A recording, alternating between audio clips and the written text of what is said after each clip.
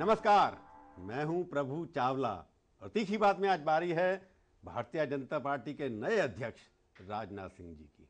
आपको बहुत बहुत स्वागत है। आपके बात तो नई बात नहीं है ना, ये तो नहीं, आप तो दाव पे जानते हैं अध्यक्षता के। मैं नया अध्यक्ष नहीं हूँ, दूसरी बार अध्यक्ष बना। हाँ, दूसरी बार नया इस बार बने ना। दूसरी बार बहुत कम लोगों को चांस मिलता है। मेरे को लगता है कि अडवाणी जी, अटल जी के बाद आप ही शायद पहले हैं जिनको दूसरी बार अध्यक्षता मिली होगी जी, जब से भारतीय जनता पार्टी बनी है। तो इसके पीछे कारण क्या है? कारण मैं नहीं बतला सकता, इसका मूल्यांकन तो कोई तीसरा व्यक्ति कर सकता है। आप कॉम्प्रोमाइज कैंडिडेट है क्या, लोग कहते हैं? मुझे जो जानकारी है कि कंसेंसस के आधार पर मैं राष्ट्रीय अध्यक्ष बना हूँ।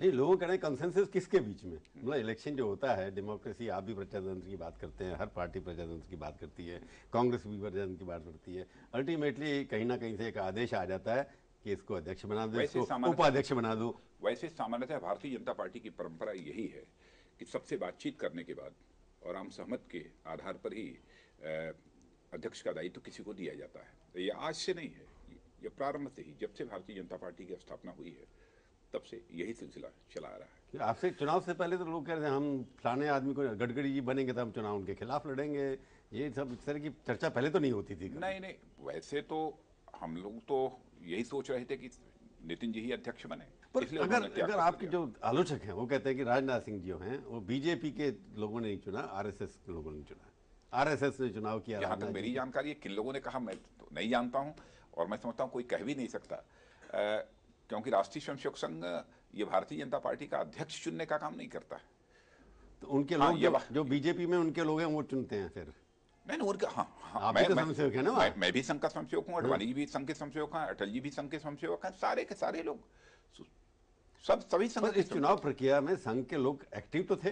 बैठक जो हुई, जो नाम देखा अखबार में, भैया जी थे या सोनी जी थे या रामलाल जी थे, एक्टिव नहीं था। वो मीटिंग जो हुई एक दिल्ली में, उसके अंदर हमारे पास कैमरे फोटो उनके भी। अब यहाँ रहते हैं, यदि यहाँ पर रहते हैं तो स्वाभाविक रूप से भिन्न भिन्न समस्याओं पर बात करने के लिए। आप अपने आप को आरएसएस के नॉमिनी मानते कि नहीं मानते? नहीं, नॉमिनी नहीं, आज तक आरएसएस ने कभी नॉमिनेट किसी को किया ही नहीं, और आरएसएस ने भारतीय जनता पार्टी के ऊपर कभी यह प्रेशर बिल्डअप नहीं किया है कि फला व्यक्ति को अध्यक्ष बनना चाहिए, फला को महामंत्री बनना चाहिए, क्योंकि 4 वर्षों तक पार्टी का राष्ट्रीय अध्यक्ष मैं रह चुका हूं और मैं कह सकता हूं।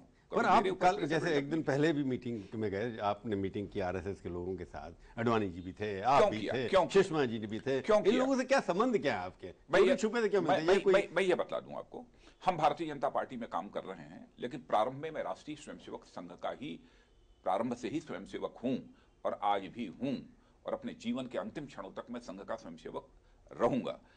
यह स्वाभाविक है कि विचारधारा का जहां तक प्रश्न है, जिस विचारधारा को लेकर हम लोग राजनीति कर रहे हैं और राष्ट्रीय स्वयंसेवक संघ जिस विचारधारा को लेकर सामाजिक सांस्कृतिक क्षेत्र में काम कर रहा है, काफी हद तक तालमेल है, काफी हद तक।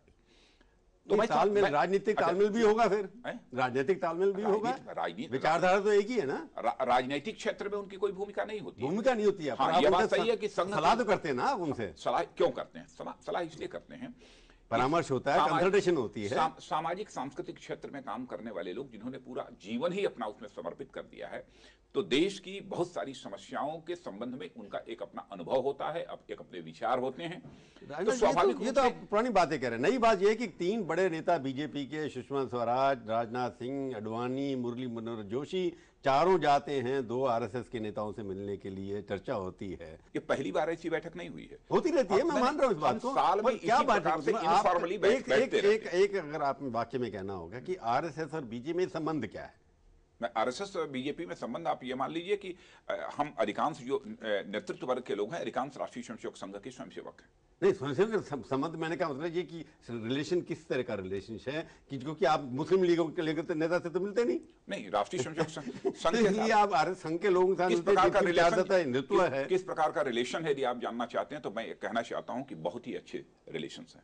नहीं, और जैसे एक परिवार के लोगों के बीच संबंध होते हैं सभी सदस्यों के बीच, उसी प्रकार के हमारे। तो आप संघ आरएसएस परिवार के लोग हैं ना। हाँ, बेसिकली बीजेपी। अगर मैं ये कहूं कि बीजेपी, आप कह सकते हैं कि बीजेपी की कल्पना आरएसएस के बिना हो सकती कि नहीं हो सकती? नहीं, ऐसा नहीं है।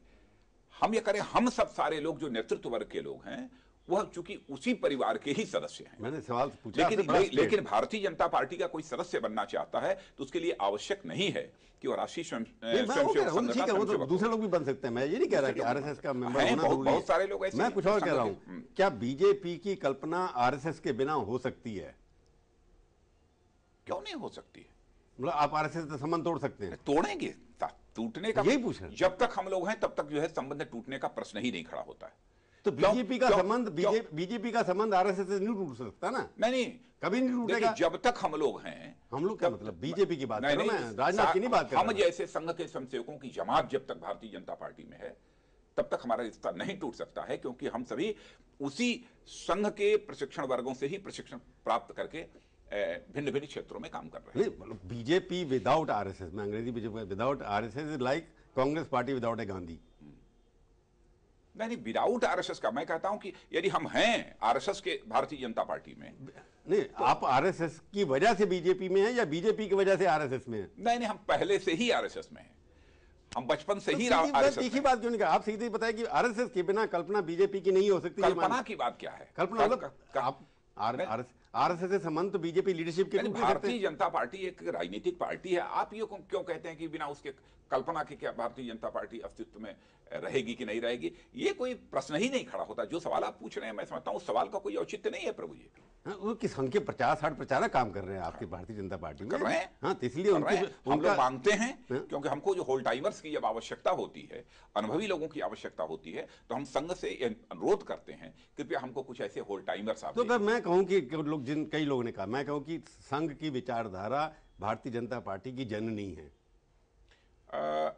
अब देखिए, संघ की विचारधारा और भारतीय जनता पार्टी के काफी हद तक तालमेल है। मैं ये कहता हूं, जननी मानेंगे कि नहीं? आप जननी अथवा वो पिता या जनक क्या मानेंगे वो तो आप ये आपका विषय है, लेकिन इतना मैं कह सकता हूं काफी हद तक जो है इसमें, क्योंकि वो इसलिए क्योंकि चुनाव पिछले कुछ दिनों से ऐसा लगता है कि दो तरह की बहुत नजदीकियां हैं राजनाथ सिंह जी को इसलिए बनाया कि संघ, क्योंकि वो अभी देश के लिए काम करते हैं और हम लोग भी राष्ट्र निर्माण के लिए काम करते हैं।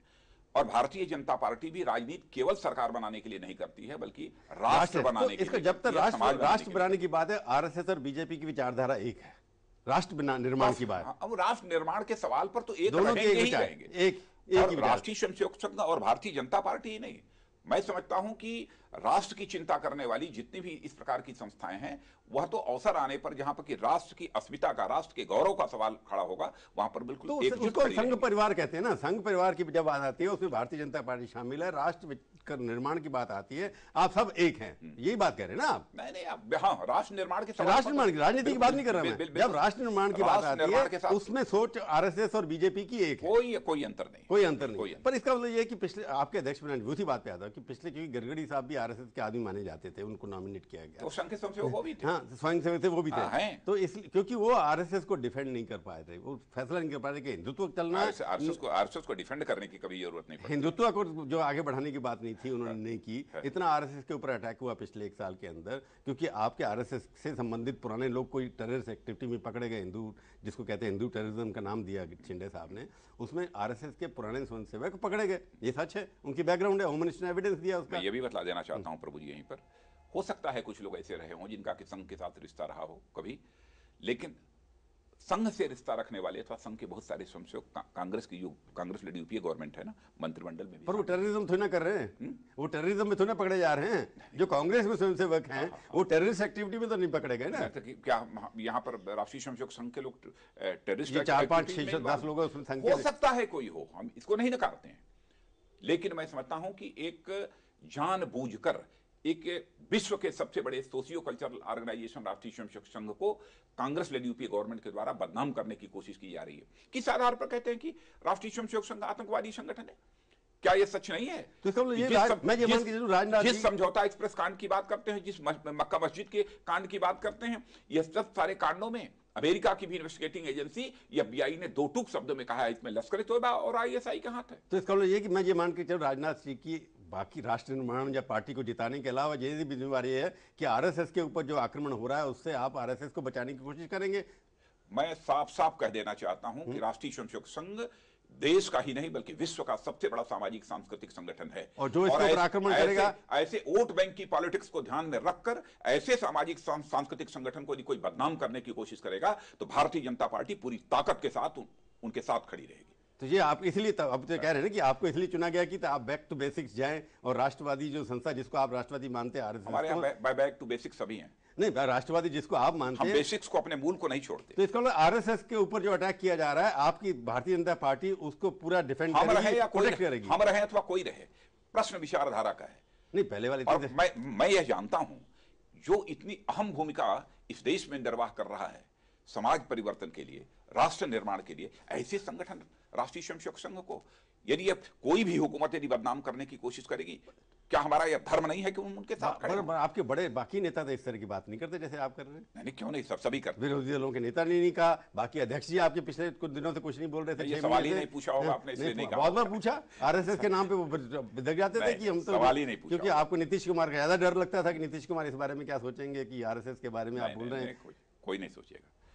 तो सबका सम्मान, राष्ट्रीय स्वयंसेवक संघ जैसी संस्था के प्रति सबका सम्मान है। तो अब इसका मतलब आरएसएस से आप कहना का हाँ, यह बात सच है कि कुछ राजनीतिक पार्टियां वोट बैंक की राजनीति को ध्यान में रखकर निहित राजनीतिक स्वार्थवश यह राष्ट्रीय स्वयंसेवक संघ, भारतीय जनता पार्टी, यह सब सारे जो संगठन है उनको बदनाम करने की मैं एक छोटा सा ब्रेक लेता हूं, उसके बाद पूछूंगे राजनाथ सिंह जी, ये जो हार्ड हिंदुत्व है, हार्ड कोर हिंदुत्व और आपके यहाँ जो मॉडर्न लिबरलिज्म है, उसके बीच में बैलेंस कैसे बिठाएंगे, पूछूंगा ब्रेक के बाद। हिंदुत्व कभी हार्ड हो ही नहीं सकता।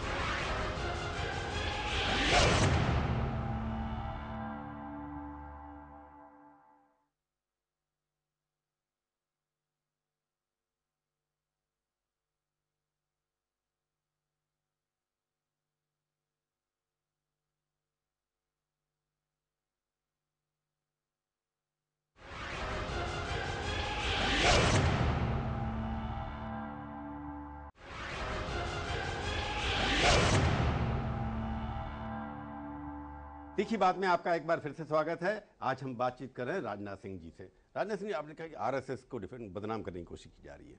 आपने आते ही पहले स्टेटमेंट दी कि ये हम इसके लिए लड़ाई लड़ेंगे, शिंदे का इस्तीफा मांगेंगे पार्लियामेंट के बाद। बिल्कुल स्टेटमेंट के बयानबाजी के बाद आप चुप हो गए। नेशनल प्राइड, राष्ट्रीय गौरव पर चोट पहुंचाने का काम भारत सरकार के गृह मंत्री ने किया है, क्योंकि भारत सरकार के गृह मंत्री के स्टेटमेंट का समर्थन इस धरती पर यदि किसी ने किया है तो पाकिस्तान के एक आतंकवादी संगठन के मुखिया हाफिज सईद ने किया है। आपने एक बयान देने के बाद चुप हो गए, आपने भी कुछ नहीं किया। और भारत सरकार के गृह मंत्री के स्टेटमेंट के कारण उस आतंकवादी संगठन के मुखिया को यह कहने का अवसर मिला कि इस दुनिया में पाकिस्तान आतंकवादी राष्ट्र नहीं है, टेररिस्ट स्टेट नहीं है, बल्कि भारत है। पर भारत की मान सम्मान और उसकी प्रतिष्ठा पर चोट पहुंचाने का राजनाथ जी, आपने स्टेटमेंट, आपने खाली बयान भरने के बाद आपकी किसी पार्टी ने आपका समर्थन नहीं किया बदलेता ने कि होम मिनिस्टर को इस्तीफा देना चाहिए, हम उससे इस्तीफा लेंगे पार्लियामेंट के अंदर, किसी ने सपोर्ट नहीं किया और आपने भी रिपीट नहीं किया।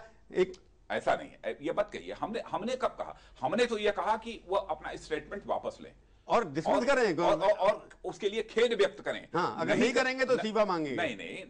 नहीं करते हैं तो प्राइम मिनिस्टर को तुरंत उन्हें जो है डिसमिस कर देना, मंत्रिमंडल से। और पार्लियामेंट के बाहर और पार्लियामेंट के अंदर लड़ाई करेंगे। बिल्कुल लड़ेंगे, या वो माफी मांगे या इस्तीफा दे। प्रश्न मिस्टर शिंदे का नहीं है, प्रश्न यह है कि भारत सरकार के गृह मंत्री ने हिंदू टेररिज्म, भारत की प्रतिष्ठा को अंतर्राष्ट्रीय उन्होंने क्लियर तो कर दिया, मैंने ये नहीं कहा दिया है, उन्होंने क्लियर तो कर के माध्यम से। तो अब आप कहना चाहिए कि शिंदे माफी मांग लेंगे तो आप अपनी डिमांड विड्रॉ करें, अपने स्टेटमेंट को विड्रॉ करें, या फिर गवर्नमेंट डिसमिस करें कि हमने जो कुछ कहा उसका मुझे खेद है, मुझे नहीं कहना चाहिए।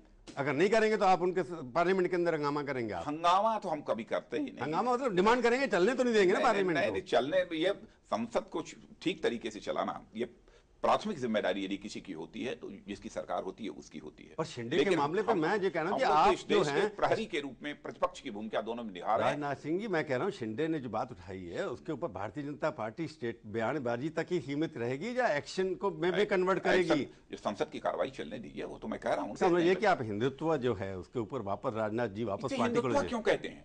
प्रभु जी, आप जैसा व्यक्ति भी केवल हिंदुत्व कहकर टाल देना चाहता है।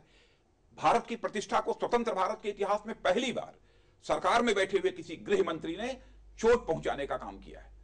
ये नेशनल प्राइड का सवाल है, राष्ट्रीय गौरव का सवाल है, कैसे कोई चुप रहेगा? पर आपके किसी अदना व्यक्ति ने किया होता। ये पहली बार नहीं किया। चिदम्बरम ने भी पहली बार कहा था एक बार जब होम मिनिस्टर थे, आपकी पार्टी उसके बाद लड़ाई भूल गई उस बात को। सैफरन टेरन का पहला कॉइनेज किया था चिदम्बरम होम मिनिस्टर ने। उनका ये स्टेटमेंट ये नहीं था कि ट्रेनिंग कैंप में ट्रेनिंग दी जाती है। हाँ, नहीं था, उन्होंने कहा कि यह नहीं था। दोनों के बीच अंतर है कुछ। विचारधारा के ऊपर आपके लोग बटे हुए हैं। बिल्कुल नहीं बटे, क्योंकि कोई कहता मोदी को प्राइम मिनिस्टर बना दो, कोई कहता मत बनाओ। आपकी पार्टी में जीती तो इलेक्शन है नहीं और प्रधानमंत्री बनने चल दिए लोग। हमारे यहाँ कोई होड़ नहीं है। हमारे यहाँ सेंट्रल पार्लियामेंट्री बोर्ड उचित समय पर उचित फैसला करेंगे। नहीं, पार्लियामेंट्री बोर्ड तो करेगा, पहले जीतेंगे ना आप।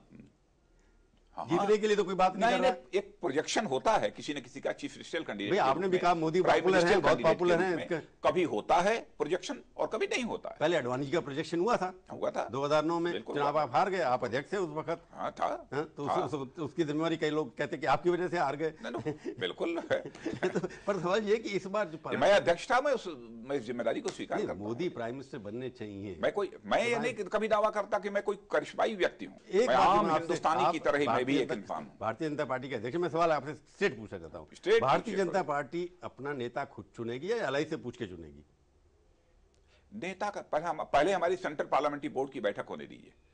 सेंट्रल पार्लियामेंट्री बोर्ड की बैठक में ही इन सारे सवालों पर हम विचार नहीं, मतलब इसका मतलब भारतीय जनता पार्लियामेंट्री पार्टी का नेता कौन होगा ये पार्लियामेंट्री बोर्ड डिसाइड करेगा ना। सेंट्रल पार्लियामेंट्री बोर्ड इन सब सारी चीजों के संबंध में सब मैं एक सवाल पूछ रहा हूँ, आप अपने सवाल को मिक्स। मेरी सीधी तीखी बात ये है कि पार्लियामेंट्री बोर्ड बीजेपी का डिसाइड करेगा कि इनकी पार्टी का नेता कौन होगा, बाहर वाला नहीं डिसाइड करेगा। नहीं, देखिए ऐसा है कि हमारा यह कहना है कि किसी से बात करनी है कि नहीं करनी है, नेता चुनने से पहले आप पार्लियामेंट्री बोर्ड बाकी से कंसल्ट करेगा। सेंट्रल पार्लियामेंट्री बोर्ड इन सब सारे विषयों पर विचार करती है। एलआई तो आपके पास है नहीं कोई भी? बहुत एक एलआई आपको डिक्टेट करता है। बहुत एलआई हैं हमारे। जेडीयू है, अकाली दल है, शिवसेना है। जेडीयू वाले कहते हैं मोदी नहीं बनना चाहिए, पहले फैसला होना चाहिए प्राइम मिनिस्टर का। एक सवाल आया जेडीयू ने, लोगों ने, शिवसेना ने भी कहा कि बीजेपी अपना कैंडिडेट चुनाव से पहले डिक्लेयर करे। कहा ना? कहा। तो उस पर क्या जवाब है आपका? करेंगे कि नहीं करेंगे? नहीं, हम जो कुछ भी करना होगा सेंट्रल पार्लियामेंट्री बोर्ड में तय करेंगे। आपने एक जगह कहा कि मोदी को पार्लियामेंट्री बोर्ड से ड्रॉप करना गलती थी, माना आपने, मैंने किसी अखबार में पढ़ा। नहीं, जो तर्क उस समय कुछ लोगों ने मुझे दिया था, मैं ये मानता हूं कि उस तर्क से मैं उसके बाद ही जब मैंने जानकारी इधर उधर से हासिल की तो मैं ये लगा कि हमको नहीं करना चाहिए था। इस नतीजे पर इस बार लगता है कि आप एक पार्लियामेंट्री बोर्ड में चीफ मिनिस्टर को रायदार रोल देंगे। अब क्या होगा ये तो सेंट्रल पार्लियामेंट्री बोर्ड का गठन होगा तभी आपको मालूम होगा। नहीं, पार्लियामेंट्री बोर्ड डिसाइड करे, उसमें तो आप नॉमिनेट करेंगे ना। मैं नॉमिनेट करूंगा। मैं क्या करूंगा ये करने के बाद ही इसकी जानकारी आपको दूंगा। नहीं, चीफ मिनिस्टर्स को ज्यादा इंपॉर्टेंस दी जाएगी कि नहीं दी जाएगी? मैंने कहा मोदी का नाम नहीं पूछा। नहीं, सेंट्रल आपको मोदी के नाम से लगता है परेशानी हो जाती है बीजेपी के नेताओं को। नहीं, मुझे मोदी पार्टी से बहुत बड़े हो गए। मुझे इस बात की बेहद खुशी है प्रभु जी कि हमारी पार्टी में एक ऐसा नेता है जो कि देश का सर्वाधिक लोकप्रिय नेता है। इस बात की खुशी है, परेशानी नहीं। लेकिन सेंट्रल पार्लियामेंट्री बोर्ड गठन करने में सबसे सर्वाधिक लोकप्रिय नेता है, फिर भी उसको प्रधानमंत्री बनाने का फैसला हम करेंगे दूसरों से पूछने के बाद। ये मानसिकता वीकनेस, ये आपकी वीकनेस है। यह मैंने कहा ही नहीं आपसे, लेकिन आप मेरे मुंह में आपने कहा कि पार्लियामेंट्री जो कुछ करेगी पार्लियामेंट्री बोर्ड करेगी। मैं क्लियर करना चाहता हूं, मैं मिसकोट नहीं करना चाहता। सेंट्रल पार्लियामेंट्री बोर्ड डिसाइड करेगी, सबसे कंसल्ट करने के बाद क्या करना क्या नहीं करना यह सब हम लोग सेंट्रल पार्लियामेंट्री बोर्ड में डिसाइड करते हैं। पर एक बात है, गडकरी साहब ने एक सवाल कहा मेरे को, जब अध्यक्ष बने थे, मैंने एक सवाल उनसे पूछा था, आपसे दोबारा पूछना चाहता था क्योंकि परंपरा है कि एक अध्यक्ष के बाद दूसरा अध्यक्ष तकरीबन पॉलिसी मैटर में कंट्रीब्यूट। उन्होंने कहा था प्रधानमंत्री भारतीय जनता पार्टी का जो भी होगा, लार्जेस्ट सिंगल पार्टी का होंगे, वही होगा जो केवल लोकसभा का सदस्य होगा। अब मैंने वो स्टेटमेंट पढ़ा नहीं है, इसलिए प्रतिक्रिया नहीं, टीवी पे मतलब आपको क्या लगता है, अपना ओपिनियन क्या है कि लोकसभा का चुनाव सदस्य होना चाहिए ना? आपने मनमोहन सिंह के ऊपर चार्ज लगाया कि नहीं, हो सकता है कि हम दौरे पर रहे हों। हाँ, पर आपका अपना विचार क्या है? नहीं, अपना विचार पार्लियामेंट्री बोर्ड डिसाइड करेगा। इस संबंध में जो कुछ भी करना होगा हम सेंट्रल पार्लियामेंट्री बोर्ड लोकसभा का आपने प्रधानमंत्री, हम जो कुछ भी करेंगे लोगों से राय परामर्श करने के बाद और सहमत के आधार पर ही हम फैसला करेंगे। अब एक विषय आपने हमारे सामने रखा है, हम इस पर विचार करके फैसला करेंगे। दूसरा, एक कहा जाता है कि आप किसान नेता हैं, एक रहा और किसान किया आपने, पर एक बात बताओ, आपकी पार्टी ने और आपने क्या किया किसान के काम? इस देश में स्वतंत्र भारत के इतिहास में पहली बार किसान जो अपनी खेती बाड़ी के कामकाज के लिए कर्ज लेता है उसको कम करने का फैसला पहली बार इनिशिएटिव यदि किसी ने लिया है तो भारतीय जनता पार्टी ने लिया है। इतना है। किसान क्रेडिट कार्ड जारी करने का काम जो पहली बार किसी सरकार ने किया है तो भाजपा नेतृत्व की एनडीए सरकार ने किया है। आप टेक ओवर किया, पहले जब थे आप अध्यक्ष तब 2 सेंटर ऑफ पावर होते थे, अडवाणी जी थे, संघ था और एक आप थे, आपके थे, तो आपको दो के लिए नो, अब तो नो। 5 हर आदमी सेंटर ऑफ पावर है, कैसे बैलेंस बनाएंगे सब? वैसे प्रभु जी, मैं समझता हूँ हमारे राजनीतिक विरोधियों के द्वारा जो कुछ भी भाजपा को बदनाम करने के लिए साजिश की जाती है, कभी कभी आप भी उसके शिकार हो जाते शिकार हो जाते हैं कि मीडिया से अलग तो नहीं हो सकता ना मैं। हाँ, मीडिया पर एक बात ये भी पॉसिबिलिटी है कि राजनाथ भी आप तो सब सारी सच्चाई जानते हैं। नहीं, राजनीति के अंदर के राजनाथ भी कहीं प्रधानमंत्री के कैंडिडेट हो सकते हैं। नहीं, हमारे पास वही पार्लियामेंट में वोट डिसाइड नो, करेगा। नो, हम तो संगठन की जिम्मेदारी है। हम केवल, हमारी नजर केवल बस उसी चिड़िया के एक आंख पर है, और एक आंख वह है कि भारतीय जनता पार्टी अधिक से अधिक सीटें जीत कर संसद में पहुंचे और भारतीय जनता पार्टी के नेतृत्व में एनडीए की सरकार बने। चलिए देखते हैं क्या करते हैं आपके नेतृत्व में। दूसरी बात 2014 में इलेक्शन होगा, जब रिजल्ट आएंगे तब आपसे फिर बात करेंगे। उससे पहले कई बार मिलेंगे। आप स्टूडियो में आए, बहुत बहुत धन्यवाद। तो ये थी आज की तीखी बात। तीखी बात का ये कार्यक्रम आपको कैसा लगा? आप अपनी राय हमें ईमेल के जरिए भी भेज सकते हैं। अगले हफ्ते आएगी बारी किसी और हस्ती की, और उनसे हम करेंगे तीखी बात, इसी समय इसी चैनल पर। तब तक के लिए प्रभु चावला का नमस्कार।